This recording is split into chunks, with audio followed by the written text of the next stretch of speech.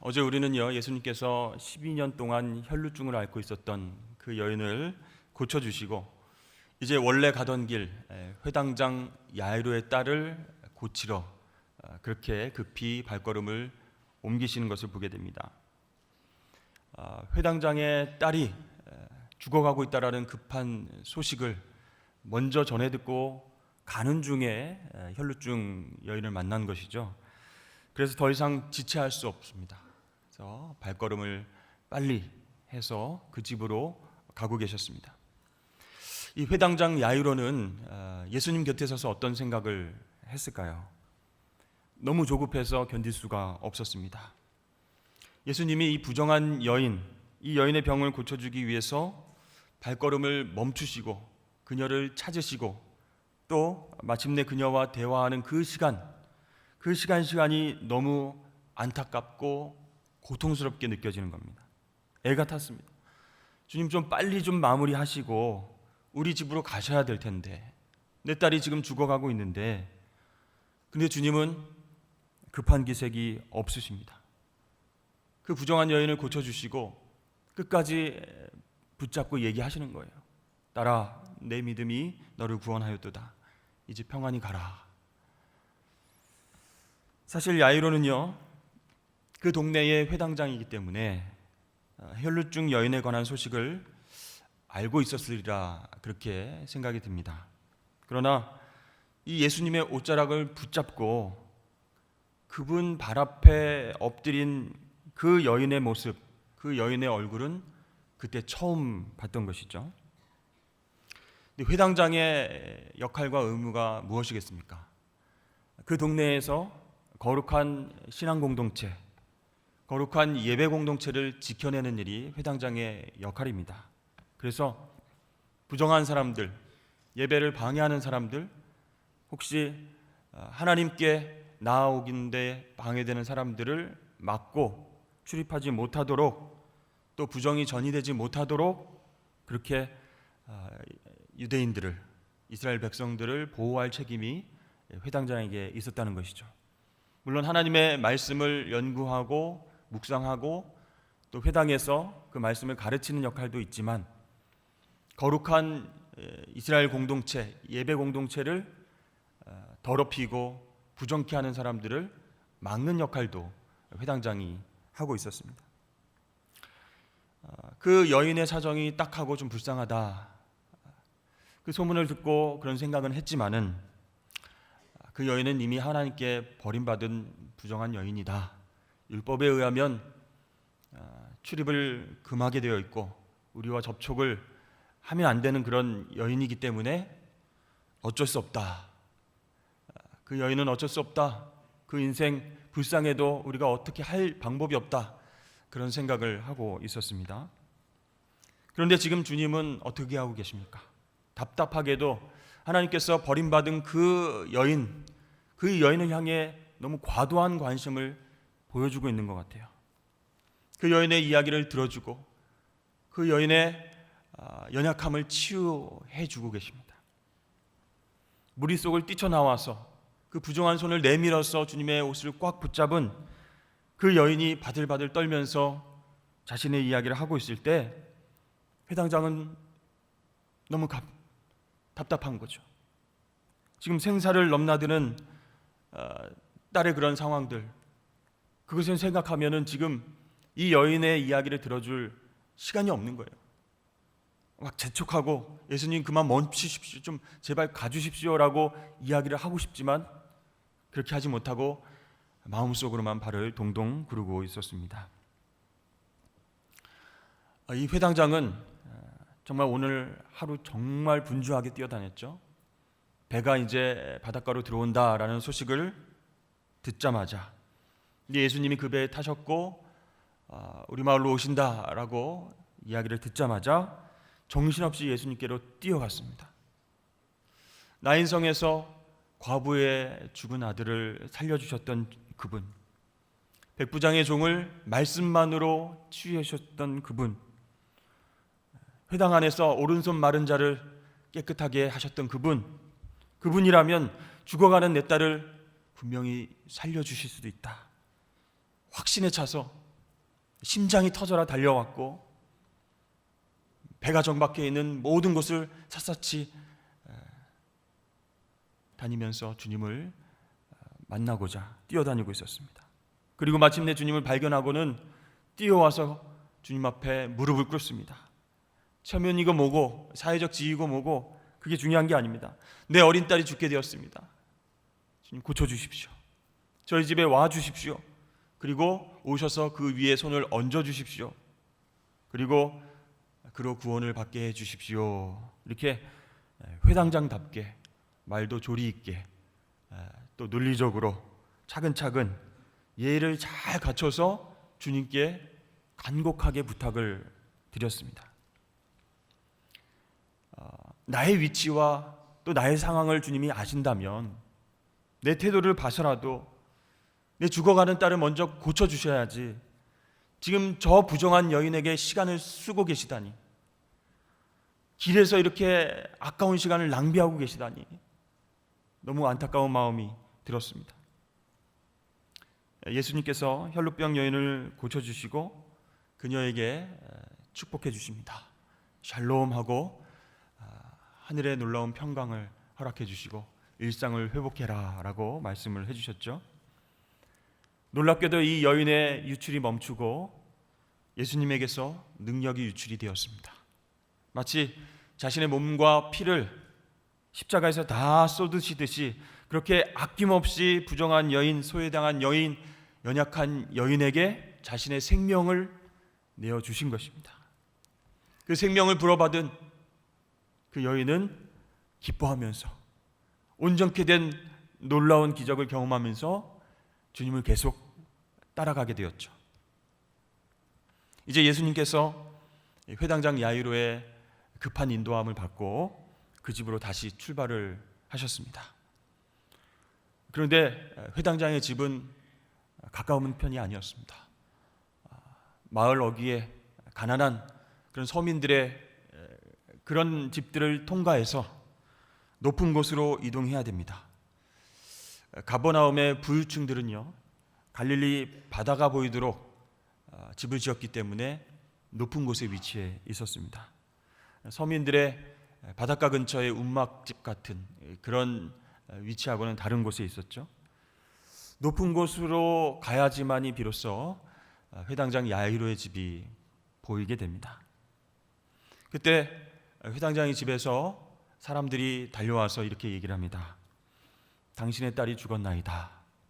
선생님을 더 괴롭게 하지 마십시오. 회당장은 그 얘기를 듣고요, 충격을 받고 다리가 휘청거렸습니다. 예수님께서 그 부정한 여인 때문에 시간을 길에서 다 쏟으셨기 때문에 내 딸이 죽었구나. 시간을 낭비하지 않으셨더라면 내 딸이 살 수 있었을 텐데, 너무나 안타깝고 너무나 황당한 소식에 온몸이 굳어져 버렸습니다. 그리고 자꾸 그 부정한 여인의 얼굴과 자기 딸의 얼굴이 오버랩되어서 생각이 나는 것입니다. 혈루증 앓던 여인, 그 여인이 치유함을 받고 함께 무리들과 예수님과 같이 가고 있었는데, 예수님 뒤에서 따라오고 있었는데, 그 소식을 함께 들은 이 혈루증 앓던 여인도 깜짝 놀랐습니다. 차마 회당장 앞에서 얼굴을 들 수가 없었습니다. 총각을 다투는 생명의 위기 가운데에 괜시리 자기가 끼어들어서 그 생명의 빛이 꺼진 것 같았습니다. 너무나 미안한 마음이 듭니다. 내가 나중에 치유받을 걸, 내가 나중에 주님께 나아갈 수 어땠을까? 그 사랑하는 딸이 살지 않았을까? 이 마을에서 존경받고 또 영성이 정말 있어서 많은 사람들에게 인정을 받는 이 회당장의 딸이 먼저 치료함을 받았어야 되는데, 그래야 하나님께서 더 큰 영광을 받으실 수 있었을 텐데, 안타까운 마음과 미안한 마음에 이 여인은 회당장을 바라보지 못하고 있습니다. 회당장은 이제 예수님께 바라는 것이 없어졌습니다. 고개를 떨구고 힘이 다 빠진 채로 움직이지 못하고 있었습니다. 이 딸의 죽음 소식, 이제는 수고할 일이 없습니다. 예수님을 괴롭게 하지 마십시오 하는 집에서 나온 하인들의 이야기를 듣고 모든 것이 끝이 났기 때문에 예수님께 바라는 것이 없어졌습니다. 더 이상 예수님을 재촉해서 집으로 갈 이유가 없어졌다는 것이죠. 마음을 차분히 가라앉히고 장례를 준비해야 되겠구나, 그런 생각만 머릿속에 꽉 차 있었습니다. 어떻게 집으로 가서 우리 딸의 얼굴을 보나, 싸늘한 딸의 얼굴을 차마 볼 수 없을 것 같아서 발이 휘청휘청거리면서 차마 집으로 발걸음을 옮기지 못했습니다. 그때 주님께서 이렇게 말씀하십니다. 두려워하지 말고 믿기만 하라. 그리하면 딸이 구원을 얻으리라. 여러분, 이 상황에서 도저히 받아들일 수 없는, 그렇죠? 이해할 수 없는 그런 말씀입니다. 믿기만 하라니, 그러면 구원을 얻는다니, 이게 무슨 회개한 말씀이신가? 딸이 죽었는데 그 죽음 앞에서 믿음을 가지라니, 그러면 구원을 받는다니, 이 말씀을 어떻게 받아들여야 될까? 그저 예수님, 저희 곁에서 그냥 애도해 주시고 슬퍼해 주시면 됩니다. 그렇게 말씀을 드리고 싶었어요. 사랑하는 딸이 죽었는데 뭘 믿으라는 겁니까? 그 믿음이 어떻게 우리 딸을 구원할 수 있다고 말씀하시는 겁니까? 이 소식을 들은 예수님 따라오던 많은 무리들 중에 상당수는 집으로 돌아가기 시작했습니다. 더 이상 볼 기적이 없다고 판단을 했기 때문입니다. 오늘은 아까 혈루증 여인을 고쳐주신 그 기적만으로 만족해야 되겠구나, 흩어지는 사람들이 생겼습니다. 물론 회당장의 집에 가서 함께 곡해주고 울어주고 장례를 준비해야 되는 것 사람의 도리이지만, 그 시간이 또 일상 때문에 바쁜 사람들은 하나둘씩 집으로 돌아가기 시작했습니다. 이제 집에 도착한 예수님은요, 회당장 야이로의 또 부하들과 또 직원들과 또 많은 하인들이 있었음에도 불구하고 회당장 부부와 베드로와 야고보, 요한, 이렇게 셋만 데리고 그 방으로 들어가시게 됐습니다. 벌써 가족들과 친지들이 아이의 죽음을 확인하고 곡소리를 내고 있습니다. 슬프고 안타까운 그런 울음소리죠. 집에 도착하신 예수님을 보자 그 울음소리가 더 커졌습니다. 이제 이 아이는 어떻게 할 수 없는 상태라고, 죽음을 애도하는 우리의 눈물과 곡소리를 방해하지 말아달라고 예수님을 보니까 더 큰 소리로 울고 있었습니다. 그렇습니다. 회당장의 집은 절망의 소리로 뒤덮였습니다. 생명을 바라고 소망 가운데 기도하는 소리는 이제 끊어지고 이 죽음의 힘에 압도되어서 생명과 부활의 주인 되시는 주님을 바라보지 못하고 맞이하지 못합니다. 예수님께서 그들을 조용히 시키시면서 이렇게 말씀하십니다. 울지 말아라, 울지 말아라. 죽은 것이 아니라 잔다. 여러분, 잔다고 하는 것은 잠시 쉬고 있다라는 뜻이죠. 그리고 깨어나면 일상으로 복귀하는 그런 상태입니다. 근데 예수님은 어떻게 그 죽음 앞에서 이런 실언을 할 수 있을까? 이 회당장의 부모는 할 말을 잃었습니다. 분명히 숨이 끊기고 맥박이 멈췄는데 지금 이 아이가 자고 있다니, 모든 인간의 상식을 부정하는 세상에도 없는 말을 지금 주님께서 하고 계신 것이죠. 딸의 방으로 들어가 보니까 사랑스럽던 13살, 12살의 딸이 서늘하게 누워 있었습니다. 회당장 야이로는 눈물이 왈칵 쏟아졌습니다.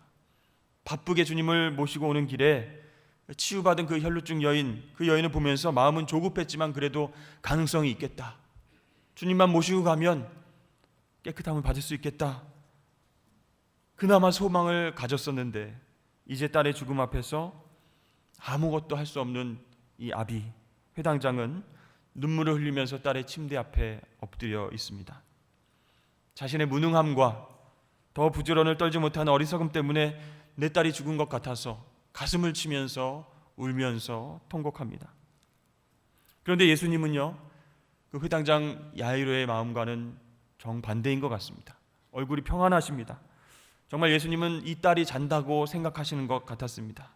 왜냐하면 그 딸을 향해서 달리다굼이라고 말씀을 하셨기 때문입니다. 아람어로 그것은 소녀여 일어나라 그런 뜻입니다.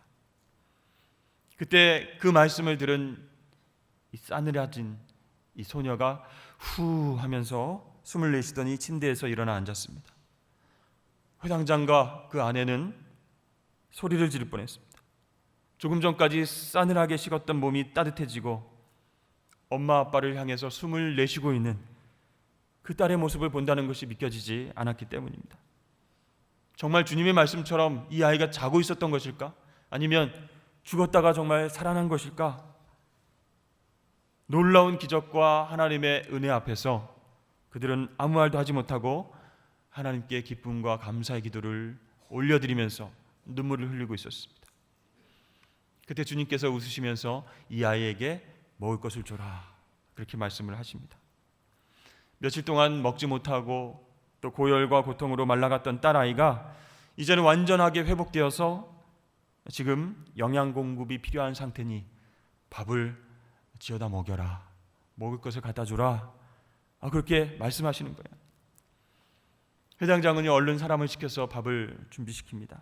아니, 오늘 회당장 가족 모두 새롭게 태어난 날이니까 잔치를 준비하여라 그렇게 이야기를 했을 수도 있을 것 같습니다.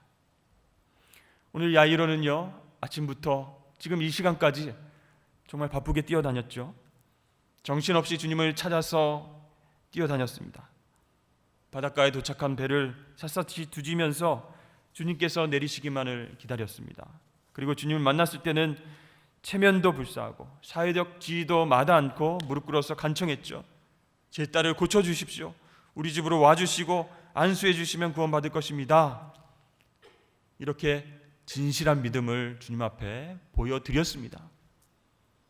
신실한 회당장으로서 거룩한 공동체, 이스라엘 공동체를 예배와 말씀으로 책임지는 그 회당장의 믿음 있는 그런 행동을 주님 앞에서 보여드린 것이죠. 그런데 왜 주님께서는 나의 이런 모습을 바라보시고 칭찬 한번 하지 않으시는가? 다른 부정한 사람들은 내 믿음이 너를 구원하였다, 네 믿음이 정말 귀하구나 이렇게 칭찬하셨는데 왜 나에게는 그런 말씀을 안 하셨을까? 가던 길에 만난 부정한 여인을 먼저 고쳐주시고 그 여인을 많은 사람들에게 소개해 주시면서 그 믿음을 칭찬하셨을까? 회당장은 곰곰이 생각해 봅니다. 나중에 그것은 주님의 의도가 있는 행동이었음을 회당장은 깨닫게 됩니다. 그래, 내가 너무 높은 자리에만 있었구나. 회당장의 사명을 감당한다 하면서도 회당 안에만 머물렀었구나. 낮은 자리로 달려가서 서민들의 삶 속에서 그들을 이해하고 그들과 소통하고 그들을 불쌍히 여기지 못했구나. 그래서 주님께서는 그런 나에게 혈루병 걸린 여인의 간절하고 용기 있는 믿음을 보여주시고 서민들을 구체적으로 사랑하지 못한 나의 부족함, 그것을 일부러 보여주신 것이구나. 자기 딸의 그 죽음을 통해서 영혼을 돌보는 자리는 책상머리가 아니라 회당의 설교단이 아니라 바로 시장과 바닷가와 서민들이 살아가는 그 삶의 자리였음을 뒤늦게 깨닫게 되는 것입니다. 사랑하는 여러분, 우리가 긴 시간 동안 신앙생활을 해왔지만 정작 우리는 예배당에만 머문 회당장이 아니었을까요? 우리의 관심과 사랑이 필요한 이웃들, 그들의 동네와 그들의 삶의 자리와 부정하다고 생각되는 타 종교를 가진 사람들, 죽어가는 영혼들에게는 정작 눈길조차 주지 않았던 나름대로 의로운 회당장이 아니었을까요? 내 머릿속에는 예수님에 관한 지식이 계속 쌓여져 갔지만 그 말씀이 사랑으로 유통되는 현장은 가기 싫어했던, 나하고는 질적으로 다른 사람들과 소통하고 관계 맺기를 싫어했던 그런 제자의 모습은 아니었을까요? 오늘 그러한 여러 가지 모습을 가진 여러분들께 또 저에게 오늘 주님께서 말씀하십니다. 달리다굼 소녀야 일어나라. 달리다굼 소녀야 일어나라. 그러나 사실 우리의 영적 상태를 향해서 하신 말씀입니다. 우리가 아직 어리다는 거예요. 이제 12살쯤 되면 성인이 되어서 혼자 판단하고 신앙이 성숙할 시기입니다. 그럼에도 불구하고 계속 몸져 누워있는 우리에게, 영적으로 죽어가고 있는 우리에게 소녀야 이제는 일어나야지. 그만 일어나서 스스로 영의 양식을 먹고 회복되어서 건강해져서 사명을 감당해야지. 그런 주님의 음성을 듣는 저와 여러분 되시길 주의 이름 축복합니다. 오늘 회당장의 딸을 살리신 그 주님은 지금 우리의 영혼도 살아나길 원하십니다. 주님이 구체적으로 개인적으로 만나길 원하시는 거예요. 내가 거룩하게 정말 하나님 앞에서 칭찬받을 만한 의를 많이 쌓았다고 할지라도 우리의 마음이 가난해지지 않으면, 또 우리가 주님을 인격적으로 만나지 않으면 영혼을 구체적으로 사랑할 수 없음을 회당장을 통해서 오늘 아침 우리에게 말씀하고 계신 것입니다. 그 주님의 깊은 뜻을 우리가 헤아려서 이제 특별 새벽 기도회는 끝나지만 매일매일 주님의 전으로 나와서 주님 말씀을 붙잡고 주님을 인격적으로 만나고 육체와 영혼이 새롭게 되는 저와 여러분 되시길 주의 이름을 축복합니다. 기도하겠습니다.